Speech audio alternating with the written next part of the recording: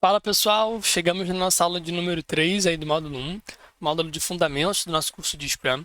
E o objetivo dessa aula é te apresentar a essência e os pilares. Essas duas coisinhas, elas vão dar fundamentos, elas vão inspirar aí o surgimento de todas aquelas outras práticas, que eu já brevemente comentei com você nas aulas anteriores, né? Falando sobre Daily Scrum, sobre os eventos de uma maneira geral, falando sobre as responsabilidades, os artefatos do Scrum. Então, tudo aquilo que tem caráter mais prático, né, que a gente vai realmente fazer, é inspirado nisso aqui, a essência e os pilares. Por isso que essa aula ela é tão importante, beleza? Vamos lá. Antes da gente aprofundar, deixa eu te mostrar como é o desenho da coisa. O Scrum é fundamentado em empirismo e Lean Thinking. Não fique nervoso se não souber o significado dessas coisas, porque eu vou te trazer também, tá? E depois dessa base, o Scrum é sustentado aí em três pilares: a transparência, a inspeção e a adaptação. Tranquilo? Lembra daquilo que eu te apresentei, tá? Dentro da lógica de comparação do Scrum com o termostato, eu falei da Conference Room, daquele desafio que você teria, né, de manter a temperatura constante, e você precisava inspecionar a temperatura, mas aí ela teria que estar transparente para você, para que então, a partir dessa inspeção, você fizesse adaptações ali no controle do ar-condicionado. Quando eu trouxe isso para a parte real, né, para problemas complexos, eu disse que o Scrum ele é um framework que faz isso. Ele vê as informações com transparência, ele busca essa transparência para poder inspecionar, e essa inspeção ela permite ali com que a gente faça boas adaptações, tá? Sempre tentando atingir novos resultados. Bom, falando sobre a nossa base, empirismo e Lean Thinking. O empirismo, ele diz que o conhecimento ele emana da experiência, e ele se concentra, então, em tomar decisões a partir disso. Tudo aquilo que a gente vai ver no Scrum que tem mais caráter prático leva essa essência, né? Leva essa base. Ou seja, eu tomo decisões a partir de coisas que já aconteceram. Eu reflito sobre coisas que já aconteceram para eu me tornar mais inteligente e conseguir melhorar o meu projeto, conseguir melhorar o produto que eu entrego ao cliente, o valor que eu estou gerando, beleza? Eu não tenho ali um planejamento preditivo em que eu só sigo um plano. Eu vou adquirindo experiência e vou melhorando, adquirindo experiência e replanejando. Essa é a lógica.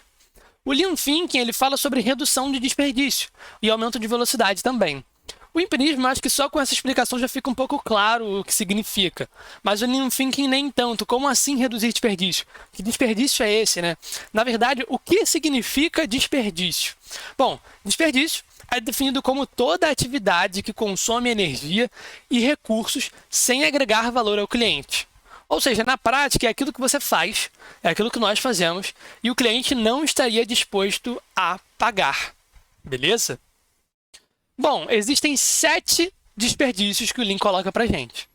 Superprodução, você está produzindo mais daquilo que a demanda pede, né? Aquilo que o mercado pede. Tempo de espera, ou seja, num fluxo de trabalho ali, você tem várias partes do seu processo. E aí talvez você fique preso numa parte porque você está esperando receber alguma coisa de uma outra área. Então isso que é um desperdício. Beleza? Você está esperando, o seu fluxo não está contínuo, ele não está fluido, ele está agarrado, tem gargalo. Transporte. Aqui vale transporte de material, beleza? Eu tenho que transportar, por exemplo, esse caderninho daqui até o próximo cômodo da minha casa para que, por exemplo, a minha mãe ou meu pai possa dar continuidade a esse trabalho que eu estou fazendo. Movimentação, aqui não é mais sobre material igual era no princípio de transporte, tá? No desperdício de transporte. Aqui é sobre pessoas. Vamos supor que parte do processo aqui que eu faço, meu processo de criação de um curso, eu tenho que ir lá na cozinha pegar uma água. E isso é verdade, eu tenho que ir lá na cozinha pegar uma água. Então, pela perspectiva do Lean, isso é um desperdício. Se eu tivesse aqui no meu local de trabalho, por exemplo, um frigobar, ficaria mais fácil, eu perderia menos tempo. Beleza? Inventário é quando eu estou produzindo estoque. Estou ficando com a produção parada ali um tempo. Defeitos. Bom, defeitos é quando você está produzindo algo aqui e, por exemplo, eu estou gravando um curso, eu erro uma vez, 2 vezes, 3 vezes, 4 vezes. Isso é um desperdício. Você não está pagando pelas aulas que eu gravei errado. Você está pagando pelas aulas que eu gravei certo. Então, uma das coisas que o Lean prega, né, é diminua a quantidade de aulas erradas que você faz, porque isso o seu cliente não quer pagar. Isso é um desperdício. Beleza? E aí a gente vai tentar fazer melhorias para que esse desperdício ele diminua ou para que ele pare de existir. Por fim, superprocessamento. Você está utilizando muitos e muitos recursos além do que precisava, tá? Vamos supor que eu esteja utilizando aqui um headset de 2 milhões de reais. Cara, não precisaria, isso é super processamento. Você está utilizando recursos que um recurso muito incrivelmente mais barato que esse produziria o mesmo resultado. Vamos supor que esse copo aqui que eu utilizo para não ficar com a garganta seca, ele custe R$1.000. Isso é um super processamento. Tranquilo? Esses são os 7 desperdícios do Lean. Isso, pessoal, geralmente não cai nas provas aí de certificações em Scrum, tá? Isso não é cobrado, mas eu acho que é um conhecimento muito importante que você tenha. Até para sua vida. Quando você estiver analisando um trabalho, analisando um processo, sempre tenha em mente esses 7 desperdícios. Vai vendo, pô, tô olhando para o meu processo aqui, ó, na minha mão o processo. Caramba, quais momentos desse processo será que apresenta superprodução? Será que eu estou esperando em algum momento desse processo? Será que está tendo muita movimentação de transporte, de material ou de pessoas? Será que eu estou criando estoque no final disso? Será que eu estou tendo muito defeito nesse meu processo? Ou seja, olhe as coisas agora ao seu redor, aí, os processos de trabalho, a partir desses 7 desperdícios e trabalhe para minimizá-los. Tranquilo? Bom, falando lá, então, sobre os nossos 3 pilares, transparência, inspeção e adaptação, dá para a gente entender eles de baixo para cima, né? Como sendo praticamente a existência de um, que no caso é a transparência, habilita a existência da inspeção e a inspeção habilita a possibilidade da gente fazer adaptações no rumo do projeto. Tranquilo? Eu vou te explicar cada um deles. Pessoal, a transparência ele ocorre sobre as informações, tá? Sobre os limites do time, os artefatos do time. No Scrum existe uma coisa chamada Product Backlog, Sprint Backlog, incremento, são os nossos 3 artefatos. Bom, você precisa de transparência e esses artefatos existem para isso, para proporcionar transparência sobre o trabalho. Tranquilo? Agora, como é que você inspecionaria alguma coisa se as informações elas não existissem de maneira correta? Se elas não estivessem bem dispostas, você não poderia fazer essa inspeção, concorda? E se você não pode inspecionar o que está acontecendo, você não consegue fazer adaptações. Por isso que a transparência é o primeiro dos pilares ali, tranquilo? É aquele que habilita os outros 2. A inspeção, ela acontece sobre os artefatos, sobre o trabalho, sobre o próprio trabalho. E ela permite entender o estado atual das coisas, o contexto das coisas. E a partir desse entendimento sobre a nossa realidade, aí sim a gente pode fazer uma adaptação. Como que eu faria uma adaptação sem inspecionar? Eu poderia estar adaptando sem saber se aquilo ali é certo ou não. Sem ter um motivo exatamente para adaptar. Isso poderia trazer muitos riscos para o projeto, tá? A adaptação, por fim, ela ocorre de maneira frequente, visando melhorar os resultados, entregando mais valor para o cliente. Então, esses pilares, eles são muito lógicos, né? Eles trazem um significado para o Scrum muito importante. Para que eu entregue resultados em ambientes complexos, eu preciso me adaptar. Mas para eu me adaptar, eu preciso inspecionar a minha realidade atual. Para eu inspecionar, eu preciso de transparência. E aquilo que dá base para isso tudo é o empirismo e o Lean Thinking, aquilo que a gente já conversou. Beleza? Bom, aprofundando aí nos pilares, eu vou trazer para você agora citações do Scrum Guide e vou comentando contigo algumas coisas que eu separei aqui, algumas coisas que eu destaquei. Beleza? O processo emergente e o trabalho devem ser visíveis, tanto para quem executa o trabalho, para quem recebe o trabalho. Ou seja, nós estamos falando aqui do time Scrum, certo? O trabalho que eu faço parte do time. E o trabalho que você faz, você também faz parte do time, e que o Pedrinho também faz, ele também faz parte do time, precisa estar claro. Eu preciso saber o que você está fazendo, eu preciso saber o que o Pedrinho está fazendo, e várias dessas combinações. Você para mim, o Pedrinho para mim, você para o Pedrinho para você. Então, tudo isso precisa ficar claro. E não só para a gente, mas precisa ficar claro também para os stakeholders, para as pessoas que vão receber esse trabalho da gente. Tranquilo? E não só falando sobre o processo, né? O que eu estou fazendo agora, mas também sobre o que eu estou entregando, o que eu estou produzindo, quais são os meus resultados. Isso tudo precisa ter muita transparência. Beleza? Com o Scrum, decisões importantes são baseadas no estado percebido de seus 3 artefatos formais. Eu já te disse até que artefatos são esses, né? Eu tenho Product Backlog, eu tenho Sprint Backlog, eu tenho Incremento. Se você não sabe o que isso significa, tudo bem, você está no início do treinamento, a gente vai ter módulos falando só sobre o artefato, aulas inteiras, longas, falando só sobre artefatos. Tranquilo? Não fique nervoso, tá? Artefatos com baixa transparência podem levar a decisões que diminuem o valor e aumentam o risco. Ou seja, vamos pensar comigo. O Product Backlog ele é basicamente uma lista do trabalho a ser feito, para tentar produzir aquele produto que é o objetivo do projeto. Beleza? Se esse trabalho ele não tem, se essa lista, né, não tem transparência, cara, eu vou estar tomando decisões do que eu vou fazer na minha semana, do que eu vou fazer naquele mês, de uma maneira completamente aleatória, sem produzir valor e aumentando muito o risco de eu estar fazendo algo que não é importante para o meu cliente.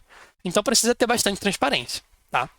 A transparência, ela permite a inspeção, como eu mesmo já te disse.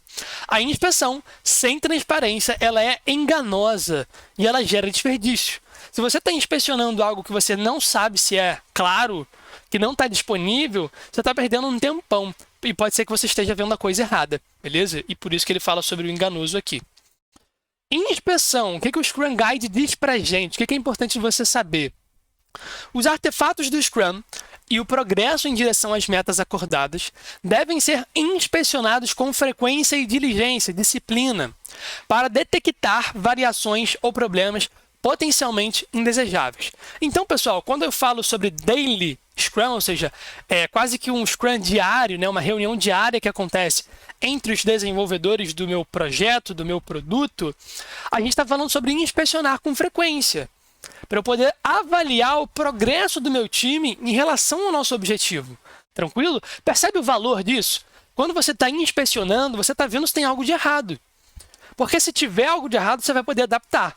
Essa que é a lógica do Scrum. É isso que o diferencia de um método preditivo, porque esse método não considera as variações nas condições. E a partir de um objetivo final, ele considera que a gente vai progredir até chegar lá. Ele não faz verificações no meio para poder adaptar o nosso modelo, beleza? Para ajudar na inspeção, o Scrum fornece cadência na forma de seus 5 eventos. Bom, esses 5 eventos são Sprint, Sprint Planning, Daily Scrum, a gente tem a Sprint Review e ainda tem a Sprint Retrospective, né? Retrospectiva da Sprint, beleza? São 5 eventos. E esses 4 que eu citei depois da Sprint, eles estão contidos dentro da Sprint, que é chamada aí o coração do Scrum. E, novamente, eu sei que você não sabe na prática, não tem conhecimento ainda sobre quais realmente são esses eventos, né? Embora eu tenha acabado de falar, você não sabe o que significa, você não sabe como faz, quem participa, quais são as regras. Não tem problema, ao longo do treinamento eu vou te apresentar isso. Muita calma. A inspeção, ela habilita a adaptação. A inspeção sem adaptação é considerada inútil. Os eventos Scrum são projetados para provocar mudanças. Então, tudo que existe, pessoal, no framework é proposital. É proposital para a gente poder praticar os pilares. Beleza? Os nossos 5 eventos, 3 artefatos, 3 responsabilidades, eles são projetados de maneira proposital para que você possa praticar transparência, inspeção e adaptação. Beleza? E agora, falando sobre adaptação, para a gente poder fechar essa aula, também vou te trazer aqui o que o Scrum Guide fala. Se algum aspecto de um processo se desviar fora dos limites aceitáveis, ou se o produto resultante, ele for inaceitável, o processo que está sendo aplicado ou os materiais que estão sendo produzidos devem ser ajustados. Ou seja, você inspecionou. Uma vez que você inspecionou, você sabe se vai estar adequado ou se não está. Se não estiver adequado, você adapta. É isso que essa parte quer dizer. O ajuste ele deve ser feito o mais rápido possível para minimizar novos desafios. O Scrum, pessoal, ele funciona em sprints, tá? Vamos supor que em uma sprint, na primeira sprint, você detectou uma mudança a ser feita, beleza? Quer dizer que na próxima sprint, obrigatoriamente, você vai ter que fazer essa mudança? Não, não quer dizer. O Scrum Guide, ele não é prescritivo quanto a isso. Ele não te diz que tem que ser assim. Ele fala, olha, faça o mais rápido possível. E possível para quem? Para a sua realidade. Se não for possível fazer na próxima, não faça. Tranquilo? Não existe essa regra de fazer uma melhoria na próxima sprint. Você não precisa exatamente. É aquilo que é possível. Se não for possível, deixa para lá, tá? Faça depois. A adaptação se torna mais difícil quando as pessoas envolvidas não são empoderadas ou autogerenciadas. Então, lê aí de uma forma contrária, né? O Scrum, ele preza pelo autogerenciamento. Ele preza pelo empoderamento das pessoas. As pessoas poderem tomar decisões. A gente não está mais no modelo de comando e controle, tranquilo? É isso que esse fragmento fala. Espera-se que um Scrum Team se adapte no momento em que aprenda algo novo por meio da inspeção. É aquela mesma história do mais rápido possível. Tranquilo? Pessoal, aqui a gente vai fechar com uma questãozinha. Infelizmente, eu já te trouxe o gabarito aí, perdão. Mas é o seguinte, em que tipo de controle de processo é baseado o Scrum? Talvez esse gabarito nem tenha feito muita diferença, né? Porque essa é uma questão de prova que é ridiculamente fácil. A gente tem aqui que a resposta é o empírico, né? É o tipo de controle de processo empírico. Por quê? Ele se baseia na experiência para poder tomar decisões. Tranquilo? Olha, complexo. Não, a gente não tem um tipo de controle de processo complexo. Complexo é o processo, é o problema. O controle não é complexo. Beleza? Definitivo, não. Definitivo faz uma espécie de analogia ali, né? A gente quase que entende como preditivo. E não é preditivo, ele preza por fazer mudanças e não por seguir um plano. E híbrido também não é. O híbrido seria a junção entre o preditivo e o empírico. Seria aqui o definitivo e o empírico juntos, tá? Essa não é muita ideia. A ideia é o empírico mesmo. Acabei trazendo já com gabarito, perdão, mas isso não faria nenhuma diferença praticamente, porque a resposta a essa pergunta, que é a pergunta de prova de certificação, tá? É muito fácil. Em algumas provas você tem perguntas realmente bobinhas assim. Beleza? Pessoal, espero que tenham curtido a nossa aula. Qualquer dúvida, feedback, comentário, deixem aqui embaixo. Beleza? Até a próxima.